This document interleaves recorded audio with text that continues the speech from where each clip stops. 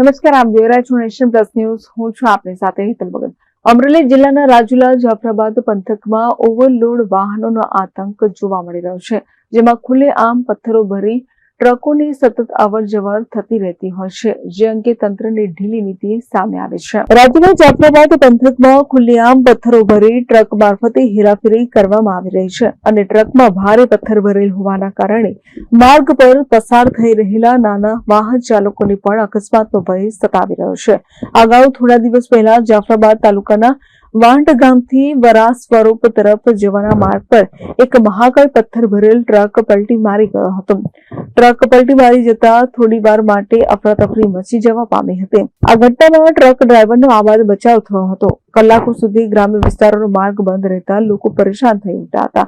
ત્યારે જાફરાબાદના ભાકોદર ગામ નજીક શ્વાન LNG કંપની દ્વારા જેટી બનાવવા માટેની કામગીરીમાં પથ્થરો નાખવામાં આવે છે. અહીં દરિયા કિનારે ઓવરલોડ ભરી છેલ્લા ઘણા વર્ષોથી પથ્થરોની હેરાફેરી કરવામાં આવી રહી છે અને ટ્રકોમાં ભારે પથ્થરના ભરેલ હોવાના કારણે ટ્રકો પલટી મારી જવાના ઘટનાઓ પણ બનતી હોય છે. ત્યારે પથ્થરો ભરી દોડતા ઓવરલોડ વાહનો સામે તંત્ર ક્યારે કાર્યવાહી કરશે તે હવે સવાલ ઉઠી રહ્યા છે.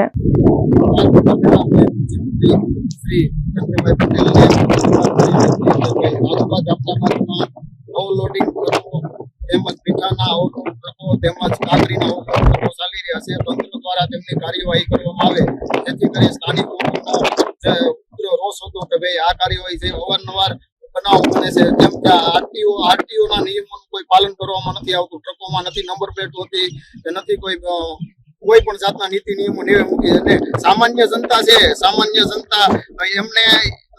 જનતા ખેડૂતો મજૂરો હોય એમને દંડ આપવામાં આવે છે અને બીજા નંબરમાં એમને રોકાવી ઉભા રાખી અને પોતાની પાવતી આપી અને અધિકારીઓ છે એમને દંડ આપી છે. તો મોટા માથાઓ છે, મોટા ચાલી રહ્યા છે, તો એને કેમ તંત્રની કેમ મિલીભગત વિશે ચાલી રહ્યા છે કે પછી તંત્રની એવી એક નીતિ છે કે એકને ગોળ અને એકને ખોળ એ નીતિ અપનાવી રહ્યા છે કે આ મિસ્ટર ઇન્ડિયાની જેમ આપણે ટ્રકો ગાયબ થઈ રહ્યા છે એવો આ ભેદક સવાલ રહ્યો છે. તાત્કાલિક આ ટ્રકોને એકદમ દંડ આપવામાં આવે અને જિલ્લા ટ્રાફિક અધિકારી તેમજ આરટીઓ અધિકારી તેમજ કામગીરીના અધિકારીઓ રાજુલામાં આટા મારી રહ્યા છે. તો તેમને તેમના તંત્ર જે કઈ ટ્રકો છે કેમ રાત્રિ દરમિયાન જે ટ્રકો ચાલે છે તેમને એમ બતાતા નથી કે મિસ્ટર ઇન્ડિયાની જેમ ગાયબ થઈ જાય છે એવો ભેદક સવાલ છે. જો તંત્ર દ્વારા કાર્યવાહી નહીં કરવામાં આવે તો મારા દ્વારા પુસ્તક છે રજૂઆત કરી અને હાઈકોર્ટમાં દ્વાર ખોલવામાં આવે છે. હું થોડા સમયમાં PIL દાખલ કરીશ. ત્યારે આ બાબતે સમગ્ર મામલે અમરેલી જિલ્લા પત્રકાર એકતા પરિષદના ઉપપ્રમુખ પ્રતાપ વરુદ દ્વારા પણ 4 મહિના પહેલા રાજ્યના મુખ્યમંત્રી ભૂપેન્દ્ર પટેલને પત્ર મારફતે રજૂઆત કરવામાં આવી હતી, છતાં પણ આજ દિન સુધી જવાબદાર તંત્ર દ્વારા કોઈ હકારાત્મક અભિગમ અપનાવવામાં આવ્યા નથી.